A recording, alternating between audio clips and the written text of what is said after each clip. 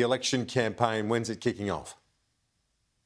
Well, in terms of the election, the most important next development is the ruling by the New South Wales Court of Appeal, expected as early as Monday on Liberal pre-selections for 3 seats and therefore effectively 12 after the Prime Minister pushed his candidates through without a pre-selection or as much as a state executive endorsement. I expect the PM to win this case, or he might even head to the High Court again if he doesn't. The alternative would be to take it to a bitterly divided state executive of the Liberal Party. Not a headache you want at this point. New South Wales really does shape as a key battleground at this election. The PM may be behind in the national polls, but the Liberals believe their numbers are holding up in Queensland and Western Sydney. Labor really must win 3 seats in New South Wales and Queensland to have a chance of winning a majority in government, and they have sound prospects in Reid in New South Wales at the very least, Kieran.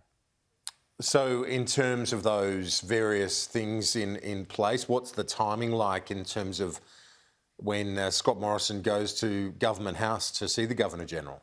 Well, Kieran, we know Scott Morrison has an engagement in Canberra on Tuesday, which means he'd be in Canberra on Wednesday. But when it comes to when he calls it, I'm going for Wednesday or Thursday. Thursday is the day in 2019 the PM called the election, 9 days after budget. The campaign is already on at the moment anyway. It just means Albanese has to fly commercial and the government can run taxpayer-funded ads until the moment that Scott Morrison heads to Yarralumla. And of course, it means the fact he hasn't called it means Senate estimates hearings go ahead this week. Albanese is set to head to Brisbane, where he is now, with that launch that Kieran mentioned, and then Perth. Scott Morrison expected to visit several critical seats. Expect Albanese to continue to sell the aged care announcement from his budget reply, and Scott Morrison to keep talking up his economic plan and national security. I'd expect an announcement this week on sending Bushmasters to Ukraine, as President Zelensky asked for, Kieran.